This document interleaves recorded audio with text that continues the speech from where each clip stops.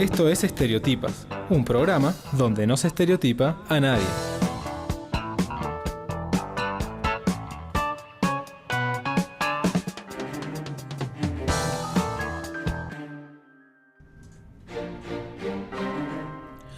Muy buenos días amigos y amigas que sintonizan una vez más Estereotipas. Estamos en nuestro programa 110. Recuerden que este es un programa de la Maestría de Género y Desarrollo que hace de la comunicación un espacio de análisis de la realidad. Recuerden también que pueden sintonizarnos en vivo a través de www.flaxoradio.es y nos pueden mirar también a través de nuestro canal de YouTube www.youtube.com/flaxoradio/live.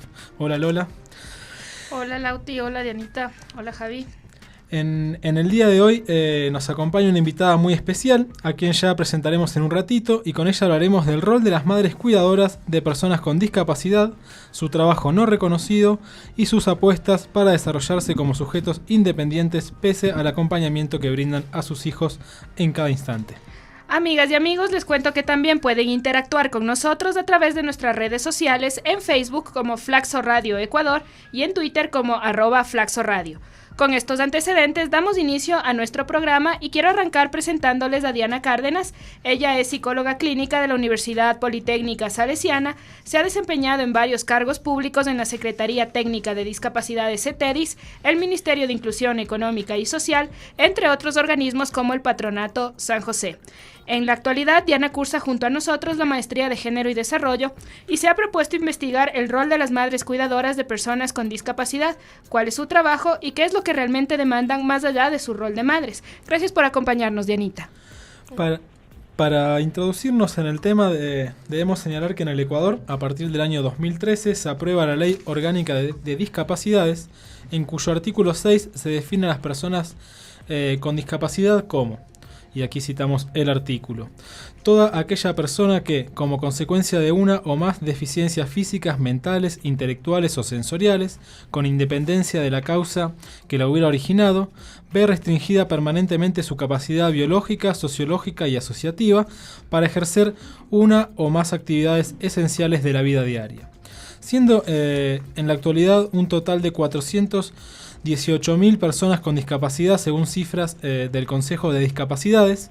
Te quería preguntar, Dianita, si puedes explicarnos en la ley cómo se establecen los rangos para las personas con discapacidad. Buen día, Diana. Buenos días, chicos. Para mí es un gusto estar el día de hoy acá. Bueno, en relación al tema de discapacidades, puedo mencionar que dentro de la ley orgánica se ha catalogado a las discapacidades dentro de distintos tipos y rangos. En cuanto a los rangos, podemos nosotros encontrar a las personas con discapacidad leve, que están ubicadas aquellas que tienen desde 1 a 39% de discapacidad, la discapacidad moderada, que está ubicada de 50 a 74%, la grave de 75 a 84% y la severa de 85 al 100%. Así también mencionarles que la discapacidad se puede diferenciar por tipos y tenemos aquí los tipos de discapacidad física, intelectual, mental, psicológica y sensorial. Queríamos que nos cuentes un poco por qué te interesa estudiar a las madres cuidadoras de personas con discapacidad. En cuanto a las madres cuidadoras de personas con discapacidad, debo mencionar que es importante y me ha llamado mucho la atención en cuanto al estudio de ello, ya que son personas que están desempeñando un rol importante dentro de la sociedad. Actualmente, si bien la política pasados los 10 años de gobierno de Rafael Correa ha cambiado en cuanto a la óptica del tema de discapacidades, un tema pendiente que todavía a mí me queda esa sensación es qué hacer con las personas cuidadoras de personas con discapacidad. Recordemos que el ser madre está también estipulado dentro del área social con tareas propias y es como una profundización de este rol materno que no les da la capacidad también de poder enrolarse laboralmente, sobre todo cuando tienen a cargo a otra persona con quien tienen que estar al cuidado todo el tiempo, ¿no? Y en este vos recién mencionabas estos 10 años de gobierno de la Revolución Ciudadana y de Rafael Correa. ¿Cómo ha sido el tratamiento de la discapacidad, siendo que este gobierno marcó también un antes y un después en cuanto por lo menos a la escritura de la ley, digamos? Bueno, yo creería que más allá de la escritura de la ley, el tema de discapacidades dio un giro abismal. Antes del gobierno de Rafael Correa podemos nosotros verificar la discapacidad estaba vista como un castigo para un entorno familiar. Una persona con discapacidad dentro de una familia era como una carga. No era un individuo, no era un sujeto, era un objeto dentro de este entorno familiar. El cambio que se ha dado es verificar y dar cuenta también que la discapacidad no es solo un ámbito del tema de salud, sino un ámbito de atención biopsicosocial que necesita un tratamiento intersectorial, no solamente del sector salud, sino también del sector social, del sector educación, del sector trabajo y del sector comunicación. ¿En qué medida, Dianita, estas madres se olvidan de sus propios proyectos para convertirse en soporte de sus hijos? ¿Esto las hace diluirse como sujetos sociales? A mi modo de ver, sí, por el hecho de que una madre cuidadora, a la discapacidad a una familia no llega porque uno la espera. Llega porque hay algún tipo de problema en el transcurso del embarazo o porque algún momento tenemos un accidente. Nadie estamos exentos de adquirir una discapacidad. Sin embargo, es importante tomar en cuenta que las madres cuidadoras se vuelven como un yo auxiliar de la persona con discapacidad. Mientras mayor grado sea la discapacidad de la persona, más cuidados va a requerir. Entonces, las madres se vuelven en una especie de muleta de la persona, del sujeto con discapacidad, para poder hacer que esta persona ejecute actividades propias de su vida diaria y pueda desarrollarse en alguna manera. Y continuando un poco la línea de las políticas del gobierno, ¿crees que ha existido algún trabajo en específico que ha hecho a las misiones creadas por el gobierno para trabajar con las madres cuidadoras más allá de administrar el rubro de un bono que se les otorga a estas madres? Bueno, tengo que decir que dentro del tema de gobierno se han enfocado algunos programas con relación al tema de discapacidad. En ello tenemos 2 misiones emblemáticas que son la misión Manuel Espejo, que se encargó de identificar a todas las personas a nivel nacional y poder darles una respuesta inmediata en cuanto a la entrega de ayudas técnicas, y también lo que fue la misión Joaquín Gallegos Lara, que es una atención integral en cuanto a la entrega de un bono de $240 a personas con discapacidad severa que cuenten con un cuidador. Sin embargo, todo este trabajo queda todavía pendiente el qué pasa. O sea, el bono, por ejemplo, de $240 está destinado para las necesidades de la persona con discapacidad. Sin embargo, ¿qué pasa con la persona cuidadora? O sea, una familia con un miembro con discapacidad no se sostiene de ninguna manera con $240 al mes. ¿Dónde estamos dejando también el derecho al desarrollo y al trabajo de esa persona cuidadora? Dianita, en este sentido, y de acuerdo también a lo que hemos visto en el bagaje teórico que hemos adquirido en la maestría, ¿cómo opera el trabajo de reproducción social que realiza la mujer en este caso específicamente? Bueno, como les mencionaba, es una profundización del rol del trabajo femenino dentro del entorno familiar. O sea, la mujer está concebida como la persona que está para dedicar su tiempo al cuidado y al sostén de los afectos de la familia. Este trabajo deja por lado la posibilidad de ser un ente productivo dentro del entorno familiar. Entonces, si nosotros vemos que, por ejemplo, hay familias que no necesariamente tienen a los 2 miembros parentales, son familias monoparentales, donde la mujer se dedica al trabajo de cuidado, se profundiza esta relación de afecto y de sostén de la persona que tiene a cargo, donde queda también ese desarrollo en el hecho de poder desarrollar actividades propias que le permitan mantener un tema de sostén económico dentro de su familia. La reproducción social que se ve aquí un poco es toda esta profundización de las labores domésticas y la imposibilidad de poder salir al ámbito laboral. Y también volviendo a lo institucional, ¿no? ¿Qué retos implicó transferir las actividades de la CETEDIS hacia los ministerios? De alguna forma esto hace que se disperse y pierda consistencia el trabajo en torno a discapacidades que ya tenía, digamos, un recorrido aquí en Ecuador. Bueno, ahí me tocas una fibra bastante sensible porque realmente cuando yo trabajé durante el tiempo que estuvo la CETEDIS como institución, la mirada que nosotros teníamos, bueno, era una institución dedicada 100% al tema discapacidades.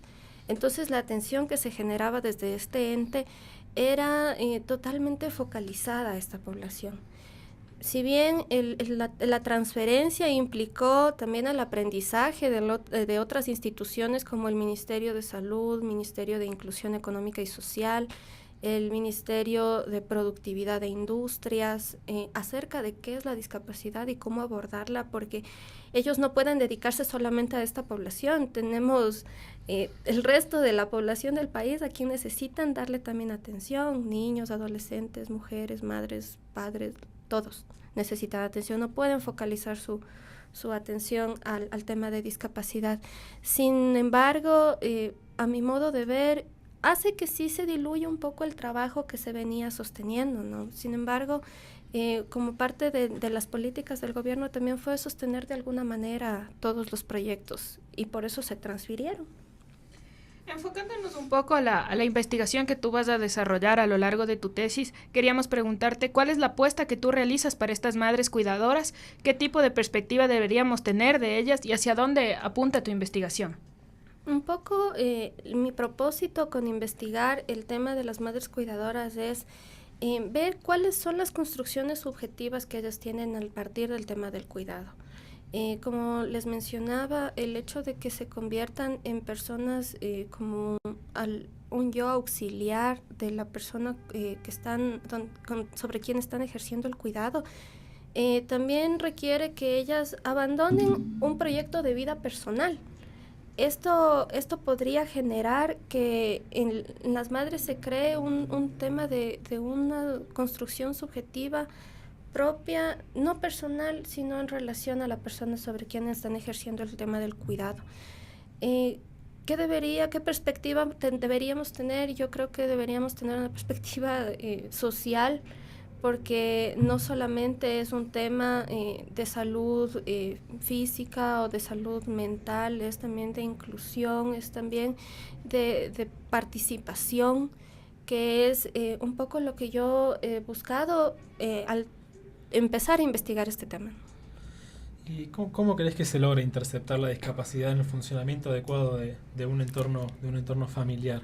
Bueno, un entorno familiar de por sí es un sistema donde podemos encontrar temas problemáticos, así como también hay aciertos, errores.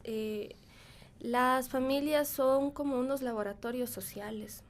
Entonces, ¿cómo se intercepta el tema de la discapacidad? Pues como les digo, uno llega a la discapacidad de dos formas, o porque le vino de nacimiento o porque le tocó por un accidente. Esto puede generar al interior de las familias, como dentro de mi experiencia laboral lo pude ver, muchos conflictos en el orden de quién se hace cargo de. O empezamos a responsabilizar a los miembros familiares, ¿no? Tú tienes la culpa, tú hiciste esto, tú no te cuidaste, o tú no cuidaste a la persona, o bueno, temas de responsabilidades subjetivas que puede generar conflictos al interior de las familias. Y en muchos casos estos conflictos pueden determinar la separación de un núcleo familiar, ¿no? O sea, cómo funciona eso también es cuánto la familia conoce del tema de discapacidades y cómo puede abordar al interior de su familia. Y por lo general la gente no conoce. Entonces optamos por el camino más fácil, que es la huida. Y respecto del conocer justamente en el tema de las familias para poder dar un tratamiento a una persona con discapacidad y tener un entorno familiar armónico, si se puede decir, ¿qué es lo que se ha hecho en políticas públicas a través de la misión de la Manuel Espejo o de Joaquín Gallegos Lar? Bueno, en cuanto al entorno familiar, no sé, a mí me queda debiendo todavía el trabajo que se ha hecho en discapacidades, porque si bien nosotros podemos ver que el entorno familiar es un ámbito que todavía no se lo toca de por sí, ¿no? O sea, por ejemplo, hemos trabajado en la inclusión productiva de personas con discapacidad, ¿sí? Pero tenemos determinados requisitos para que una persona pueda acceder a un tipo de estos beneficios o que pueda acceder a que alguien le indique cómo empezar un negocio propio, ¿sí? Entonces, son estrategias que están vistas desde la discapacidad, no desde el funcionamiento familiar. Si bien como recién hablábamos, estás desarrollando, al igual que nosotros, un proceso de investigación, ya has realizado algunos trabajos y en uno de esos que nos compartías, vos hablabas de la conformación de redes para autoeducarse por parte de las mujeres. ¿Qué reacción hay? ¿Qué reacción tienen estas mujeres dentro de estas redes? Y nos podrías explicar un poquito a partir de tu experiencia también. Como les mencionaba, el hecho de que no contemos con información suficiente dentro de los entornos ha generado que las personas con discapacidad, bueno, yo tuve una experiencia puntualmente en la ciudad de Cuenca, en donde se tejió una red de madres cuidadoras de personas con discapacidad. Entonces esto fue a propósito de un taller que nosotros teníamos que dar acerca de autoestima de personas con discapacidad, pero se fue como institucionalizando la cosa y fue una experiencia muy chévere, que les dio a ellas la posibilidad de reunirse cada determinado tiempo y empezar a compartir experiencias, ¿no? Por ejemplo, tengo una persona con discapacidad física a la que está empezando a tener escaras. Entonces una persona, otra madre cuidadora dice, bueno, entonces a mí me funcionó este remedio o me funcionó hacer esto. Entonces empiezan a compartir conocimientos de forma coloquial, que les permite a ellas también empezar a tener herramientas, ¿no? Esto yo lo llamo autoeducarse, porque no necesariamente hay una institución que esté ahí marcando las reglas de qué es lo que tienen que hacer cuando esto pasa. El manejo de una persona con discapacidad severa es muy complicado. Si la persona tiene una discapacidad física y podemos decir tiene sus capacidades mentales normales, entre comillas, podría ser menos complicado, ¿no? Pero si estamos hablando de personas con discapacidad intelectual o mental o psicológica, donde el tipo de comunicación cambia, las formas, cómo nos podemos acercar, todo, entonces se convierten en lugares donde comparten estrategias de cómo poder abordar el tema de la discapacidad dentro de un entorno familiar. Yo, madre cuidadora, ¿qué puedo hacer respecto a esto? Y las otras compartiendo sus también experiencias y un poco también de lo que se han imaginado para poder solventar los problemas que se van presentando en el camino. Y cerrándonos un poco más del tema de las madres cuidadoras, queríamos que nos cuentes cómo opera la familia para conformarla, haciendo una estructura que asigna roles, ¿no? Al padre como proveedor y a la madre en el tema de cuidados.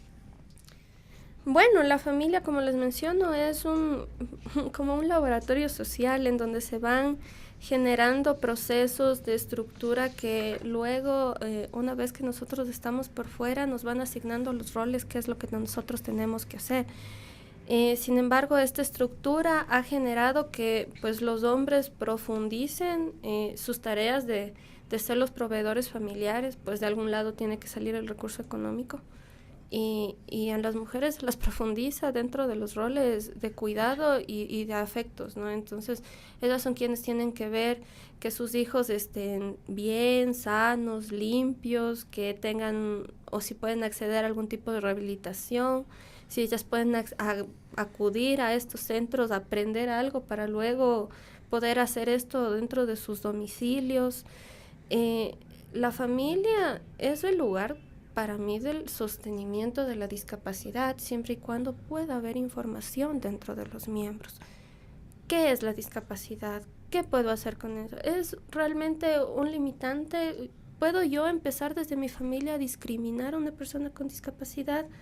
¿O qué es lo que puedo hacer y qué alternativa tomar para que desde mi familia esa persona se sienta incluida?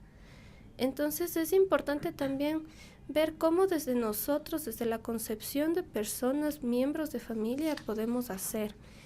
Porque si bien la política pública ha cambiado todo, sí en temas de atención, sí en temas de inclusión educativa, sí un poco en temas de inclusión social, pero ¿qué pasa cuando una persona con discapacidad sale a un medio y desde su familia se ha sentido como abandonada? Entonces sale a un medio externo y esto se multiplica al 1000. Entonces hay personas con discapacidad que no tienen idea cómo relacionarse con nadie porque nunca tuvieron la oportunidad de hacerlo dentro de sus familias inicialmente. Es interesante lo que nos mencionás porque como muchas veces vemos aquí en Estereotipas, ¿no?, la reproducción de los roles de género. En este caso me parece que está, por lo que por lo menos nos contás vos desde tu experiencia y tu trabajo, está bien marcado en el hecho de que las madres son las cuidadoras justamente y los padres son los proveedores de la familia. Y en este recorrido que has hecho vos, Diana, ¿ya has encontrado algunos otros trabajos que hayan trabajado este tema, valga la redundancia, o no es algo que esté muy desarrollado aquí en Ecuador? Bueno, bueno, primero voy a abordar un poquito el tema de la profundización del tema de roles que tú mencionabas. Y bueno, en una estadística así, abuelo pájaro, que pudimos conseguir, del tema del total de beneficiarios del bono Joaquín Gallegos Lara en el año 2013, en el mes de agosto exactamente, de 18.849 personas beneficiarias del bono Joaquín Gallegos Lara, el 91.74% tenían mujeres como cuidadoras. Entonces estamos hablando de una cosa profundamente marcada, ¿no?, que yo no creo que en 4 años haya variado mucho. Entonces, sí es como súper importante el tomar en cuenta. Y respecto a lo que me preguntaban de las investigaciones o trabajos que se han realizado alrededor del tema, pues yo acá en Flaxo encontré uno realizado por María Soledad Torres. Este trabajo está realizado en el año 2004, entonces estamos hablando que es previo al periodo del cambio de toda la política pública en discapacidades en el Ecuador. Entonces, si bien este trabajo a mí me dio muchas luces en cuanto al rol de las madres como cuidadoras y qué es lo que ellas han estado realizando desde esa óptica, tenemos una variación abismal en el tema política pública, sobre todo en lo destinado a la discapacidad. María Soledad mencionaba en su tesis que la discapacidad estaba vista como un castigo, ¿no? Pues ahora ya no es así, ya no es un castigo. Ya sabemos que es un tema de que puede ser un problema a nivel de situaciones congénitas en el nacimiento, previo al nacimiento, o que puede ser un tema adquirido también por algún accidente o algo así. Entonces, cambia la cosa. Si bien la investigación de Soledad Torres me dio muchas luces, pues habría que hacer una actualización de esa investigación y eso un poco es lo que estoy buscando hacer yo. Del recorrido que tú has hecho, Dianita, y que también no solo has tenido en la CETEDI, sino que ahora estás integrando un poco más dentro de la investigación de las ciencias sociales, hiciste un trabajo previo para teorías feministas y dentro de esto tomaste una especie de estudio de caso y mantuviste un diálogo con Susana Guerrero, que es madre de Osvaldo Castro, que tiene una parálisis cerebral que le deja con una discapacidad física del 82%. ¿Puedes contarnos un poco acerca de esa experiencia? Bueno, casualmente yo había conocido a Soledad Guerrero. Ella es madre cuidadora efectivamente de una persona con discapacidad severa. Ella nos menciona dentro del diálogo que yo pude mantener con ella que primero ella se quedó embarazada de Osvaldo muy joven. Es su primer hijo. Y lo que ella mencionaba un poco es, uno no espera que su primer hijo sea una persona con discapacidad. Él adquirió la parálisis cerebral a causa de una mala práctica médica al momento de su nacimiento. Entonces, cuando nace su hijo y le dan el diagnóstico, le dicen, señora, lamentablemente su hijo no va a vivir mucho tiempo, entonces dele de comer y de vestir hasta que ya sea la hora de su muerte, ¿no? O sea, y la señora se queda así como perpleja, pero ahí veo yo que es un tema también de capital cultural, de qué esta señora agarra con fuerza el tema y dice, bueno, ¿qué es la discapacidad? Voy a investigar, voy a leer, voy a pedir cosas. Claro, Osvaldo en este momento tiene 40 años. Hace 40 años no teníamos acceso al internet como tenemos ahora. Y Susana mismo menciona que ella le tocó duro ir a ver libros, a buscar cursos. Ella era docente de un colegio aquí en la ciudad de Quito y tuvo de alguna manera el apoyo también de las personas que estaban en su círculo laboral. Sin embargo, el padre de Osvaldo, por situaciones como les menciono familiares, decidió abandonar el núcleo familiar, se divorciaron. Entonces a ella le tocó sola el tema de poder salir adelante con su hijo. Tiene 2 hijos más. Entiendo que su segunda hija también tiene un grado de discapacidad no alto como el de Osvaldo. Sin embargo, Osvaldo a sus 40 años acaba de egresar de una carrera de diseño gráfico en una de las universidades de aquí de Quito, con una discapacidad severa, física. Él tiene dificultad de comunicación. Sin embargo, vemos que hay la posibilidad de que hay instituciones y personas, docentes que estén dispuestos a poder abrir las puertas y también ellos probar cómo es el interactuar con la discapacidad.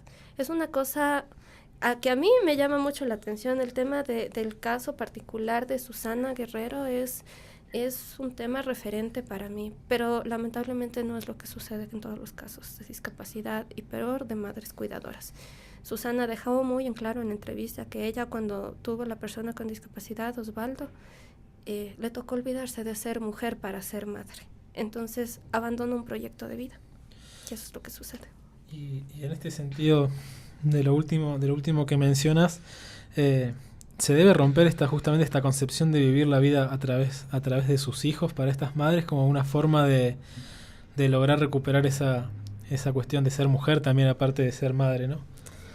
Bueno, es difícil la pregunta porque sobre todo nosotros tenemos que pensar en qué alternativas tienen estas mujeres a nivel de lo social para poder sí continuar con un proyecto de vida y no vivir a través de sus hijos. En este caso, por ejemplo, en lo que les mencionaba de Susana, el logro de que su hijo haya podido egresar de una carrera no es el logro de su hijo, es el logro de ella. Dice, yo hice esto, aquello, por aquí, por acá, tuvimos esto, tuvimos tales terapias, hicimos tales cosas y logramos. Entonces se lo toma como personal. Y dejar de vivir la vida a través de sus hijos, para mí es un tema que está en un hilo muy fino.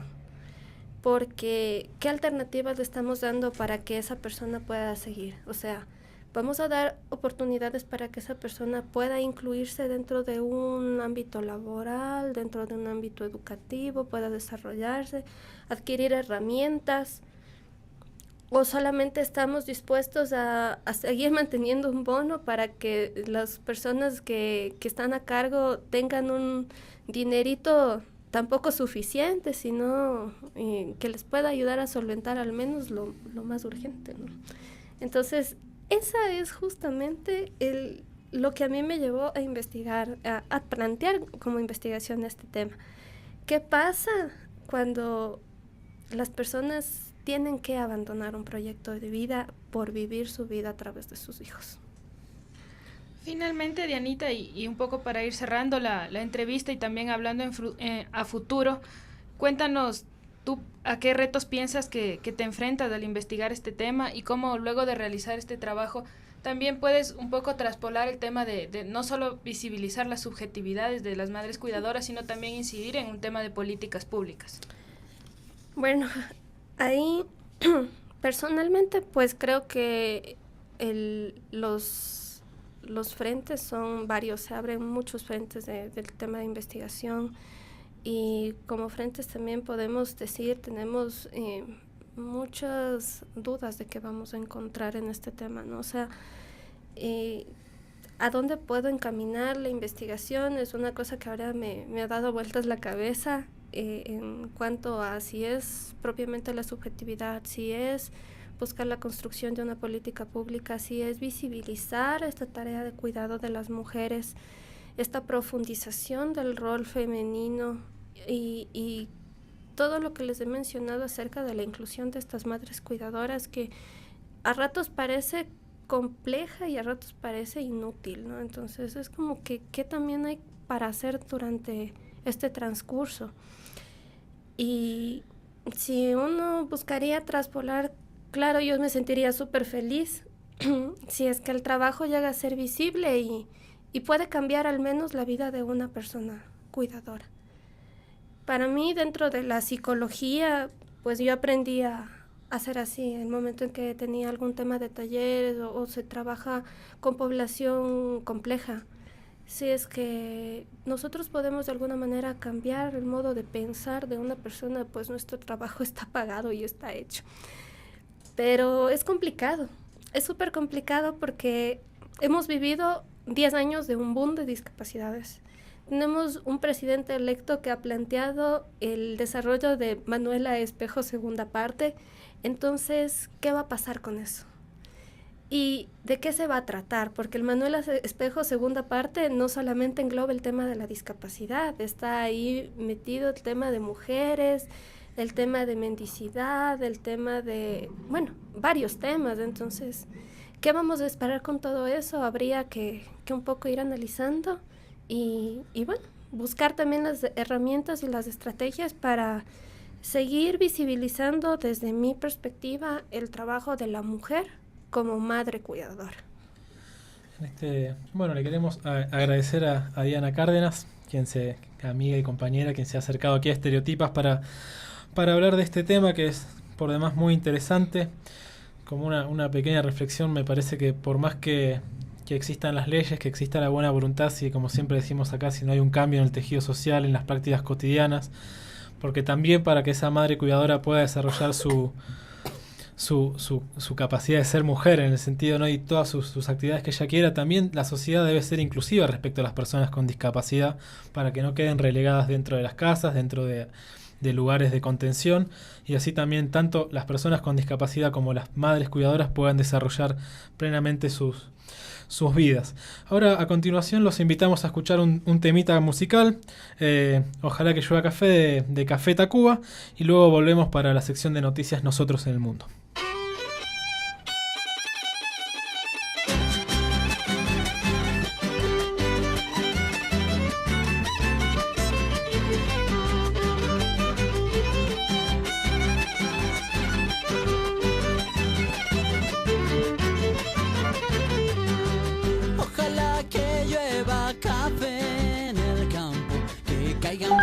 Cero de yuca y del cielo una jarita de queso blanco y al sur una montaña de berro y miel. Oh, oh, oh, oh, oh. Ojalá que llueva café.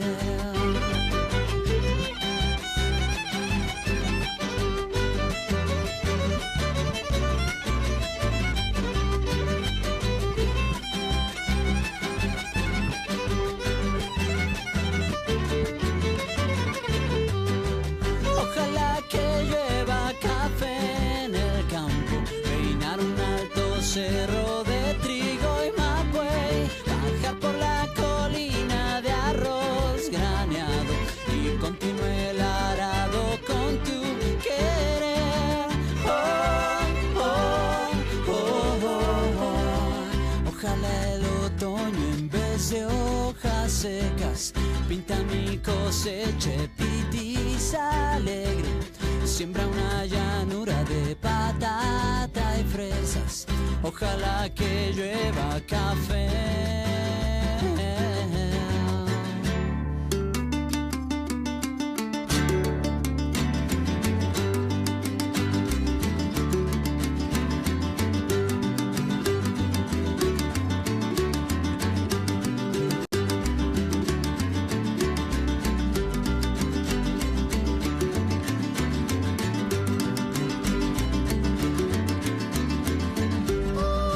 Ojalá que llueva café.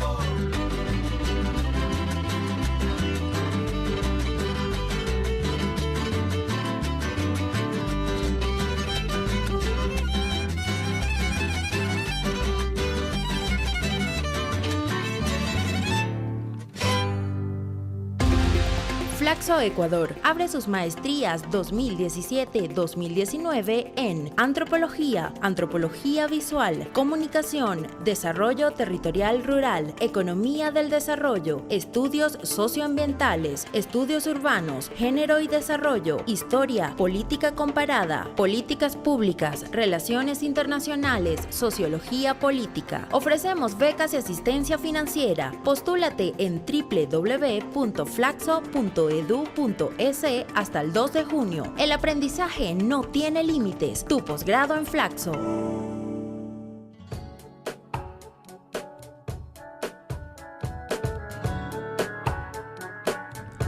Aquí estamos de regreso en Estereotipas número 110. Iniciamos nuestra sesión de noticias Nosotros en el Mundo. Perú. Según cifras oficiales, 1.154 mujeres han sido violadas en los 2 primeros meses del año, según el Programa Nacional contra la Violencia Familiar y Sexual del Ministerio de la Mujer y Poblaciones Vulnerables. Según las estadísticas de los Centros de Emergencia de la Mujer, en el 69% de las violaciones sexuales que ocurrieron en el Perú, las víctimas fueron niñas menores de 18 años, en tanto que el 11.8% tenía entre 18 y 25, el 7.6% entre 26 y 35 años. El resto era mayor a 36 años. En este contexto, y como mencionábamos la semana pasada, es por lo menos preocupante que algunos legisladores propongan quitar la perspectiva de género de la currícula educativa.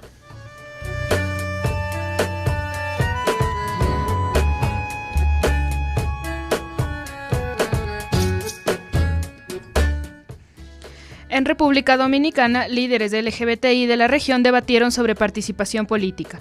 El objetivo central del encuentro se concentró en la mejora de las habilidades y oportunidades de las líderes y cargos electos LGBTI para participar en el proceso democrático como un camino para alcanzar la igualdad. Hace apenas 5 años, el número de personas abiertamente LGBTI en cargos electos y de gobierno en América Latina y el Caribe se podían contar con los dedos. Hoy hay más de 70 en la región y el número está creciendo vertiginosamente a medida en que la comunidad LGBTI hace conciencia de la importancia que tiene este espacio a la hora de construir sociedades más inclusivas y participativas. La información brindada en esta sección la obtuvimos de Nodal.am, el portal de noticias de América Latina y el Caribe.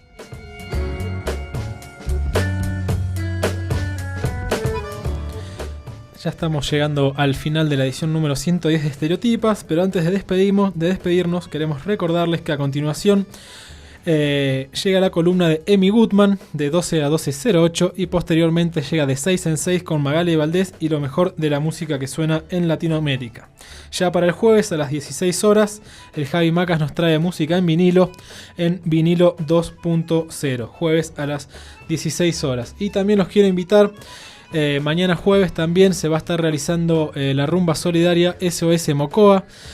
Es un evento solidario que estamos organizando desde el Comité Estudiantil de Flaxo junto con estudiantes de la Andina. Y la idea es juntar fondos para llevar a Mocoa, que ha sufrido el alud de allí, de una de las montañas donde ha muerto mucha gente y ha habido muchos daños materiales. El bono cuesta $5 nada más. El evento comienza a las 8 de la noche y contará con 3 bandas en vivo. Y después continúa la rumba y hasta el viernes por la tarde va a estar abierto el centro de acopio para recibir donaciones aquí en Flaxo, en la planta baja de la Torre 1. Con toda esta información llegamos al final de nuestra emisión. Queremos agradecerle nuevamente a Dianita por su tiempo y por este diálogo. Queríamos saber si quieres decir algo más, despedirte. No, muchas gracias a ustedes por la apertura, por este espacio. Tratar el tema de discapacidad siempre es importante porque nos atraviesa a todos como sujetos sociales. Y nada, estoy a la orden. Muchas gracias. Gracias, Diana. Gracias por acompañarnos en Estereotipas. Estuvimos en la conducción Lautaro Gianola y Dolores Vaca, en la producción general el Javi Macas y en la dirección general Isabel Ramos. Nos vemos la próxima semana con un nuevo Estereotipas, el espacio donde no estereotipamos a nadie.